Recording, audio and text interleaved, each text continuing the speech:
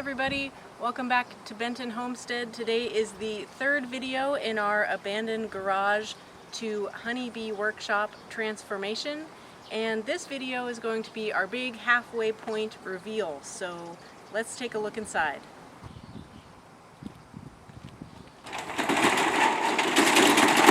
Okay, so by my calculations I think we're about halfway done. I started at the front corner here and worked my way back to the scary corner that is no longer scary and no longer has any sort of leak, and then I just plan to continue working this direction until I make it all the way around. So if you remember from one of the previous videos, I spent many hours scraping the sparkles and fuzz off of this entire wall here, and then I did some reevaluating. This corner here is a good example.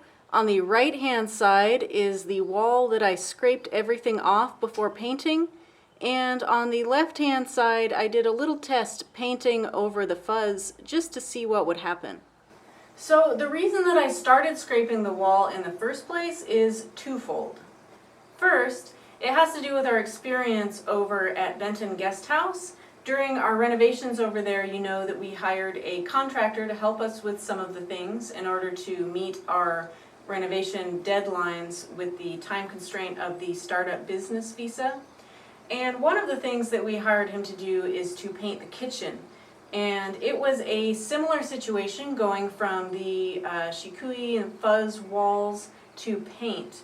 And what we learned is that he did 3 coats of an undercoat prior to putting the paint on, and we didn't get the details, but it had something to do with going from the fuzzy walls to the paint. So we initially got a quote to do this garage because we just really don't have time to be doing this, but it is something that needs to be done. And unfortunately it was outside of our budget, but the quote did specify that it included the 3 coats between the fuzz and paint as well. So I was hesitant to just jump right in and just start painting and maybe do something wrong. So I scraped this entire wall. And the second reason is just that I didn't know how the fuzz was going to handle the paint and the roller going on top of it, and I didn't just want to have a mess of fuzz and paint and not really have it apply correctly. But I had many hours to think about that while I was scraping the fuzz off of this wall, and I realized that this might be a different situation because this is a cinder block wall. It's not a mud core, bamboo and mud built traditional Japanese wall. So it's possible that the 3 coats in between is not necessary in order for the paint to adhere correctly. So I tested it out in a few spots and I was satisfied with the results. So I actually decided to not scrape the rest of the garage.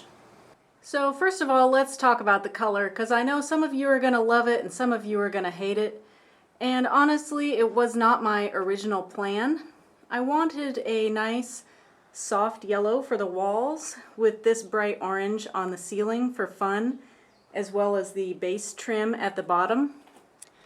But here in Japan, hardware stores, home goods stores don't always have the ability to mix paint. So every store that we've gone to actually has pre-mixed colors for you to choose from.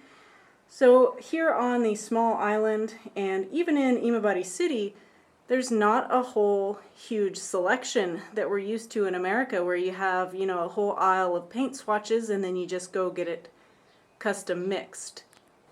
Since I couldn't get the nice soft yellow and orange honey themed color combination that I wanted, we decided to go with the colors that we'd already chosen for our beehives, so that way no paint would be wasted.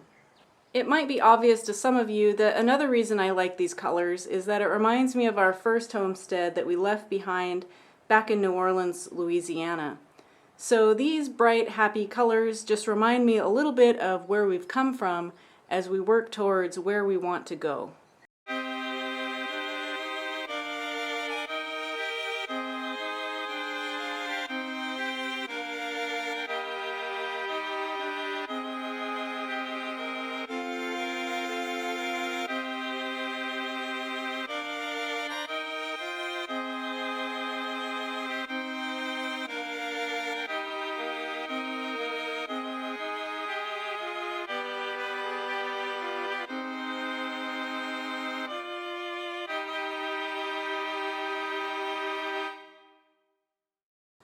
I do know that this color combination isn't going to be everyone's cup of tea, and that's perfectly fine.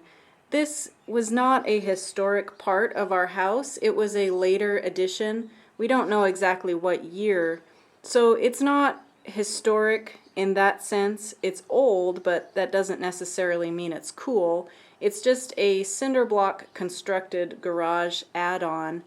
And therefore, I didn't feel that we needed to stick with the traditional colors and restoring it back to what it historically was, as we'll be doing with the whole rest of our house.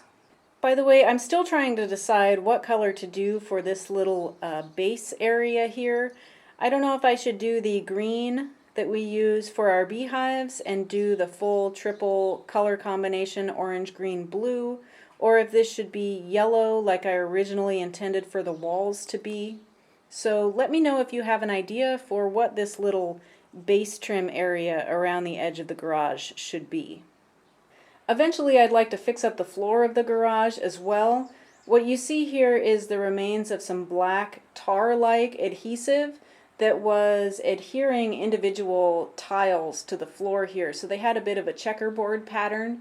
And I'd like to pay homage to that in the future when we fix up the floor.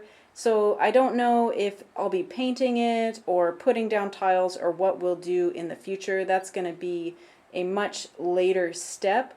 But I'd like to have that in mind when I choose a color for the baseboard, because I might be painting a checkerboard pattern of orange and yellow or orange and green or something maybe a little less gaudy. I don't know, but I do know that I want to continue the checkerboard theme at some point. Also, based on the responses of all our neighbors as they walk by for their evening walks, it seems to me like everybody likes the nice happy colors. So on the technical side, I'd say painting the ceiling was the most difficult, but also the most important part for sanitation. It's crumbly and flakes off if you touch it. It's not asbestos. I've had a few people comment and say they were worried we were dealing with asbestos, but it's just old and flaking off. So my process was to roll it with the paint roller. That locked a lot of those little crumbly bits in place. And then in order to paint those white recesses, I'm hitting it with a matching blue spray paint. And that really locks everything in place, and we're not worried about anything crumbling on top of our heads. This spot right here is a good example of the transition from where I was scraping the fuzz off the wall in the bottom part of the frame to where I decided that I didn't have the time and energy to continue scraping the fuzz off the wall for the rest of the garage. Is this a perfect example for how to do things the best way, the prettiest way, the coolest way, the most complete way? Not at all. But this project is a great test of my perfectionism and trying to learn how to set things aside and do things good enough for what we have the time and energy for right now. Alright, I think I've built it up enough that we need to keep our perfectionist hats off before we look at this. Here is the back corner. And it didn't turn out the way I wanted it to. Don't look too closely, but guess what? It's dry, it's sanitary, it's painted, and it's good enough. Here's a close-up of the transition from the material that's like drywall plaster on the right-hand side to the bare cinder block wall on the left-hand side. If you know from previous videos, I went through and I got rid of any of the plaster that was moldy or had water on it and was flaking or crumbling in any way. After that, I decided I didn't want to leave a live edge of the plaster, so I went through with some cement, like I don't know what it is. I don't read Japanese. I can't tell you what the label was, but it's basically just like the putty that you use to repair drywall. I went through and just sealed off all the edges and tried to make a little bit of a smooth transition over there to the cinder block on the left. And I knew once I painted it a solid color, yeah, it's noticeable and yeah, it's ugly, but you know what? It works for now. Once we determined that we'd had a couple of monsoon rains and the garage was staying bone dry, I literally just filled that hole in with some spray foam, and I'm calling that good for now. We had buckets of rain last night, literally buckets, because there is one room of the house that it does still leak inside, and the buckets were almost overflowing this morning after all that rain in the night.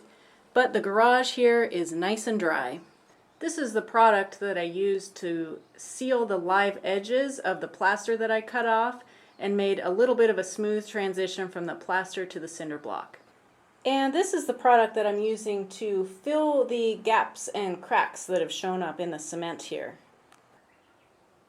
So please remember, this is not a DIY how to do it perfectly video. And this is also not a representation of the level of craftsmanship that we'll be using to restore the rest of the historic structure here, but this is how we're getting this abandoned garage cinder block structure built in an unknown year, ready to be a honeybee workshop.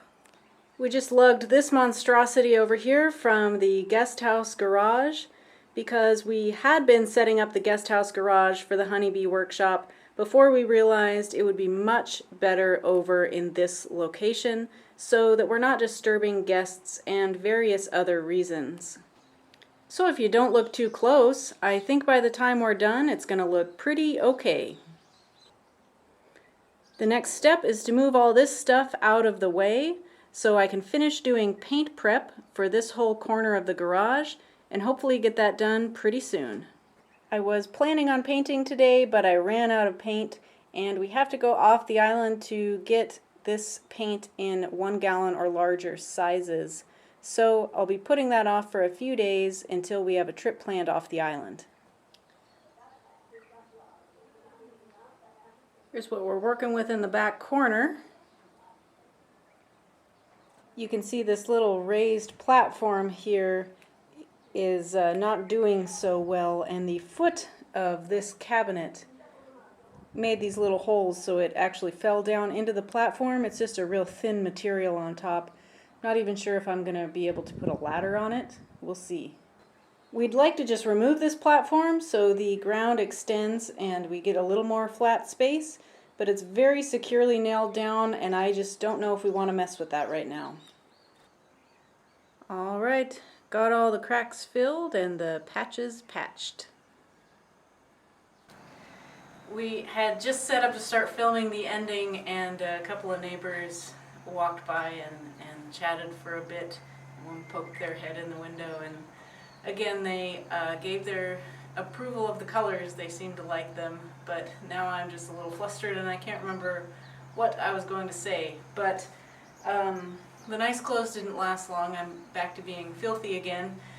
The garage here is all ready for paint as soon as we can get it, and that means that the next time you see this, it'll probably all be set up for a honeybee workshop.